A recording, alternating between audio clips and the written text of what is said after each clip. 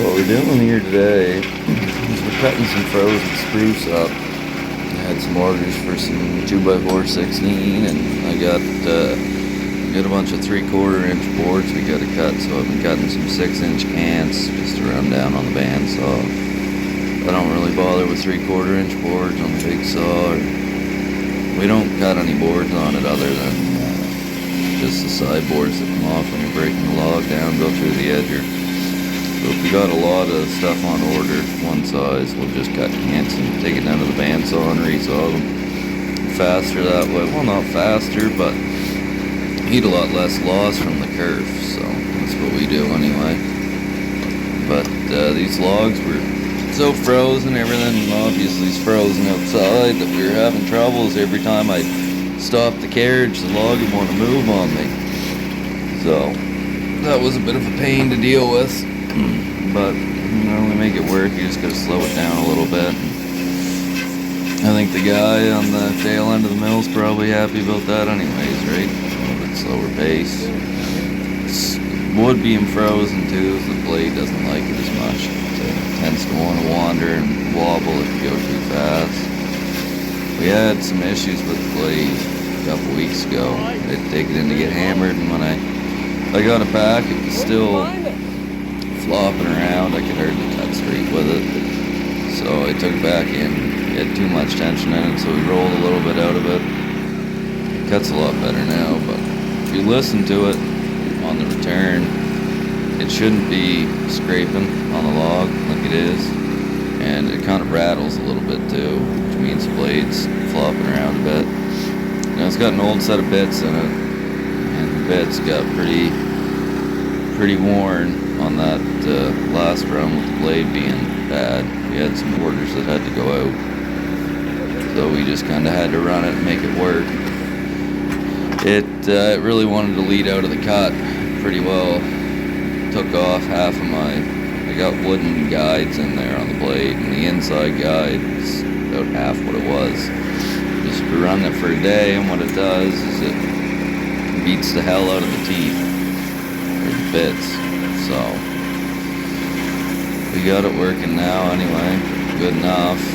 It ground back pretty far, so it doesn't have as much of a gullet as it should, and it causes it not to throw the sawdust out of the saw as fast as it normally would, which makes the blade, how to explain it, it can't push the sawdust out as fast as it should push the sawdust out. So when it goes to take another cut, there's a bit of sawdust left in it, and it causes it to not have space to push the sawdust out, which causes it to wobble a little bit if I go too fast. So we just don't go too fast. The frozen wood doesn't help at all. Back in the day, they used to run a thicker blade. It was 5/8 instead of 1/4 inch. That's quite a difference. 1/2 inch blade maybe, but still. No, I think I'm wrong with that. I think it was either 3/8 or 1/2 inch. Some fellow was telling me about it a while ago, but it makes sense. It'd be a more stable blade, I guess. My God, you lose a lot in your kerf though. 1/4 inch enough for me. But it's coming along. It's getting better. You can still hear it slapping around a little bit in the cut. If you listen, you hear the engine revving up and down. It does that unless you got it under a bunch of load for whatever reason. We still haven't figured that out. Something to do with the governor. But the blade, you will hear it. It's not bad enough where it's throwing sawdust up the backside, but when it's returning like that, you'll hear it kind of clapping on the cant a little bit. Which, I mean, it's not great, but I think some of it is our carriage starting to get rotten, so we might have to replace it if I can't find a hydraulic one by the time I can afford one. Who knows? So it might just be replacement of a wooden carriage. That'll do. It's opening up a little bit on one side, and it likes to, if you're running at 6-inch at the end, it likes to wander out up to 6 1/4 on the other side. It doesn't matter if it's an 8-foot log or 16-foot log. So it's weird. I don't know. why, but it does it. It seemed to be doing an alright job when I was splitting these 8x8s in half with that 2x4s. It wasn't way out there, so better than it has been before, but it's just something you kind of continually mess with, I guess, until you get a little bit newer equipment. But all in all, it works good. So I think I had some issues when I first started here, but it was mostly just the saw guide being a little wonky, and I think the fading and sharpened. I can't remember. But the first 2x4 that come off, most of these, first couple I cut, it was 2-inch down at the end, and then it looks like the blade wandered into the cut, which is better than wandering out of the cut for one, so that's something I can pretty easily fix. And it ran about 1.5 inches on the tail end of that 16-foot 2x4. So that's not the end of the world though, we can fix that. Slow your feet right down a little bit and set your guides better. But the way it was before, if I even got close to the blade with my saw guide, it would just flop all over the place. So I had to leave my saw guides about 1/4 inch off either side of that blade, so it was hard to keep the cut straight. But we got the blade fixed now, and the mill's running alright. That engine's terrible to start in the cold. We couldn't even get it started yesterday. It was only -8, but I think we just our block heater wasn't working right. Got a little low on coolant and didn't want to push the fluid. And our batteries must have, I don't know, they just didn't want to turn the damn engine over. It's another thing. Stuff to deal with. Anyway, I'll let you get back to enjoying the video.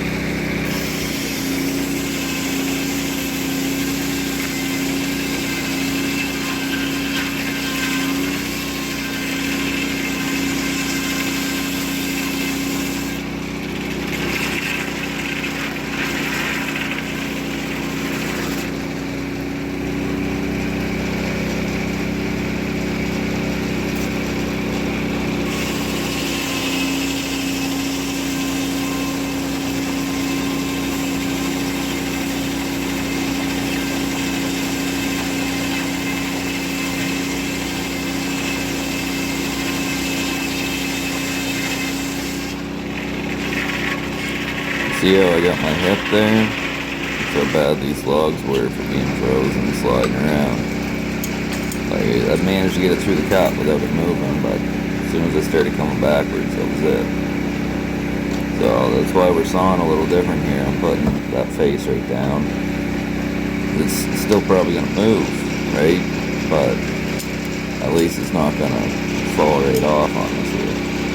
So it just makes it a bit easier rather than sawing 2 faces parallel and then flipping it down like we always do. This way's a bit slower, but it's about all you can do in the winter time. And you see there's a lot of ice on these logs. It will not stick on that carriage no matter what you do. Don't matter what you put on it, because ice doesn't really stick to it. Steel. So, what do, right? Dogs don't hold it down well enough. I see those dogs they have on the frick mills, they might work a little bit better because these ones pivot, those ones don't, but very well could just pull right out of them too. Who knows? But the hydraulic dogs work great because they just drive right in the wood and they don't really care. But we'll get there someday, yeah. Just not today.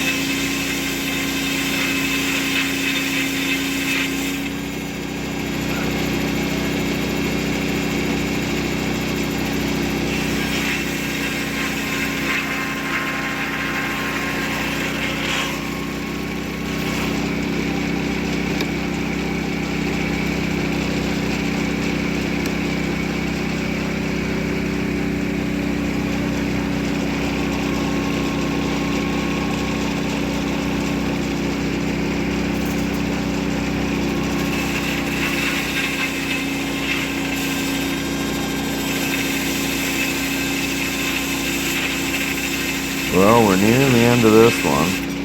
I appreciate it if you watched this far. It means a lot to me. So we got some 2x4s cut, some strapping for a barn, and some cants cut. I think that's actually for a barn too, the boards. But we're going to cut the boards here later on the bandsaw, and I'll try and get a video of it for you so you can see that. I haven't put it on YouTube yet. I got another video coming up. We took our 471 apart. We used to run the mill, and that engine's in pretty interesting shape. We're going to rebuild it, so I'll keep you posted. Tune in for the next one.